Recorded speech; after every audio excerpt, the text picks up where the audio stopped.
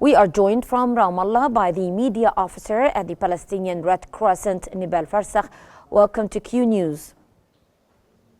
Good afternoon. Thanks for having me. Mrs. Nepal, can you describe the current humanitarian situation in Beit Lahiya following the recent airstrikes? What are the most pressing needs of the affected population there? The situation in Beit Lahiya and other areas in north of Gaza remains beyond catastrophic, as more than 3 weeks for the ongoing military attack in north of Gaza. The area is still besieged with no aid is coming in. There's extreme shortages of essential supplies, including food, water, as well as even medical supplies. Civilians are still trapped in the area of Beit Lahiya, where thousands of civilians are still trapped in their homes.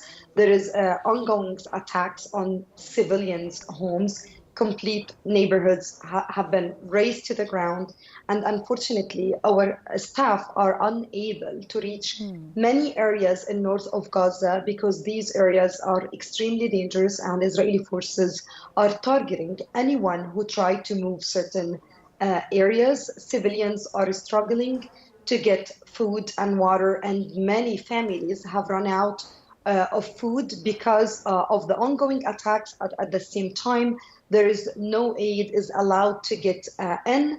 As for the healthcare situation, all hospitals in north of Gaza are almost non-operational.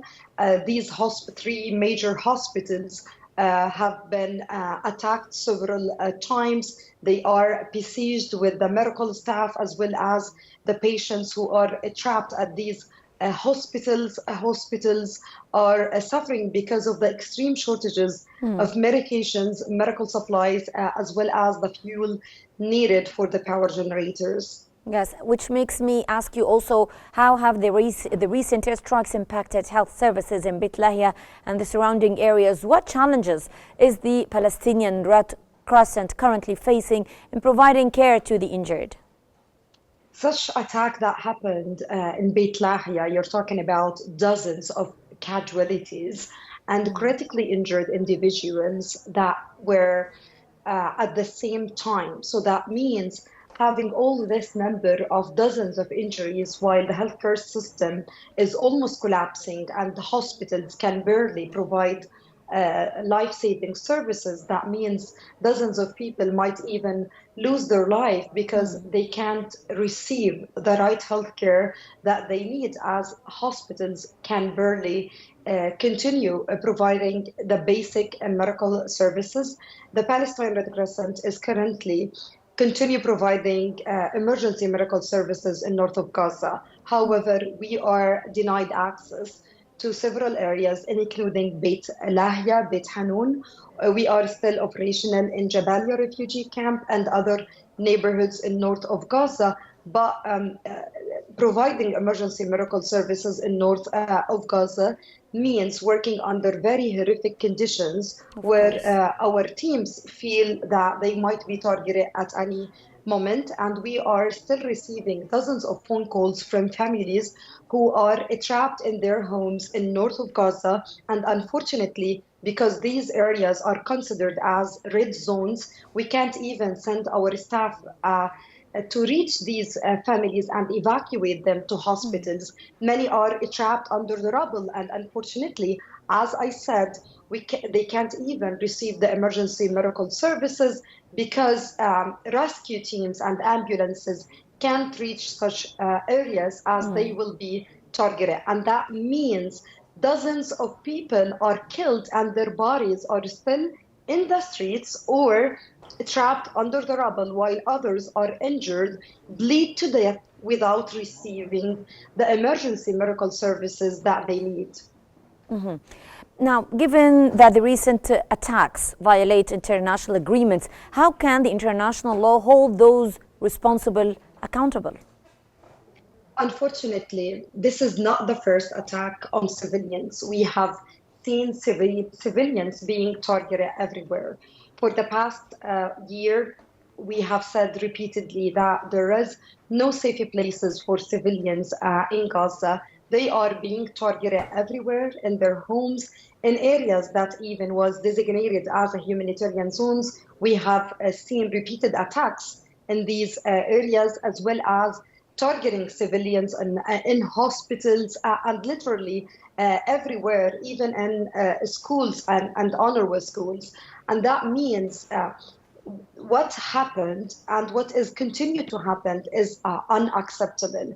We continue to calling on the international community to take serious measures to protect civilians. Civilians and the humanitarians should be respected and protected under international humanitarian law. And unfortunately, the international community is not taking serious measures to protect civilians. Since the beginning of the war, more than 42,000 civilians have been killed and almost 100,000 have been injured. The majority of them are children and women. Yes. And yet this is still to happen every single day without any serious measures to protect civilians.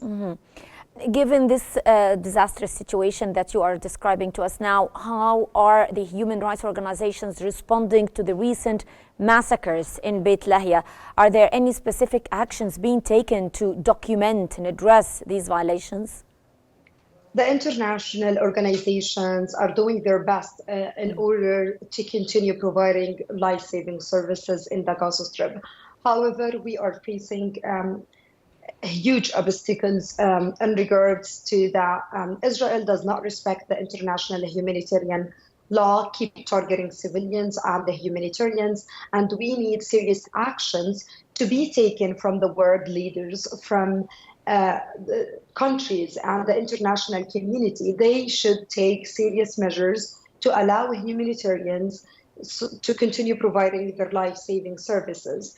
Without a ceasefire, without a protection for the humanitarians and medical personnel, without a safe, sustained, unimpeded humanitarian aid access to all areas of Gaza, the situation will remain dire. So what are the immediate and long-term plans of the Palestinian Red Crescent to assist the residents of Beit Lahiya in the aftermath of the recent bombings? The Palestine Red Crescent continue to operate in north of Gaza and to provide life-saving services, including emergency medical,